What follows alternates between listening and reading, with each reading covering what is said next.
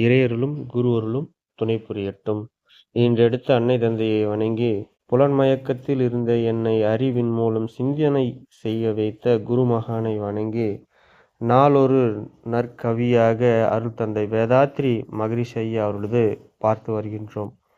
அந்த வகையில் இன்றைய கவி நீர்ப்பாய்ச்சல் என்ற கவியை சிந்திக்க உள்ளோம். இதனுடைய முக்கிய நோக்கம் நீரின்றி அமையாது உலகு.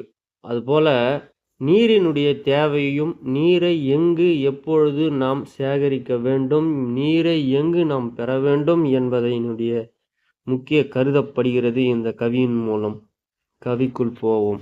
ஊற்று நீர் மறைந்திடுவோம், மலைகள் தம்மை குடைந்து மேற்புற மழைகளை சேர்த்து ஆற்று நீர் பெருகிடுவோம். அதை சேமித்து ஆண்டு முழுவதும் நமது தேவை தீர்ப்போம்.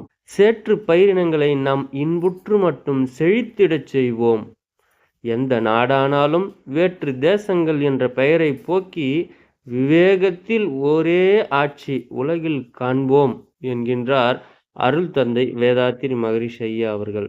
நாம் அனைவரும் ஊற்று நீரை மறக்க வேண்டும் என்கின்றார் சாமிஜி. அதுவென்றால் நாம் எங்கு பார்த்தாலும் ஆழ்துளை கிணறுகளை வெட்டி ஆழ்துளை குழாக்களை போட்டு நம் பூமி எங்கு பார்த்தாலும் ஓட்டை ஓட்டையாக வைத்துள்ளோம். வீடு எங்குதோறும் போர்களை போட்டு நம் இயற்கை வளங்களை அழித்து கொண்டு இருக்கின்றோம். ஊற்று நீரை தேடி தேடி ஆற்று நீர்களை மறந்திருக்கின்றோம். மழை என்பதை மறந்துவிட்டு நம் அனைவரும் குழாய்களில் தண்ணி பிடிக்க வேண்டும், குழாய் திறந்தால் தண்ணி வர வேண்டும் என்று எண்ணி எண்ணி நாம் ஆற்று நீரை மறந்துவிட்டோம். மழை நீரை சேமிக்க மறந்துவிட்டோம். மழை நீர் எல்லாம் ஆற்று நீராக மாறி அனைத்தும் கடல் நீரில் சேர்ந்து கொண்டிருக்கின்றது. அதை ஒரு தடுப்பணை கட்டி சேமிக்க மறந்துவிட்டோம்.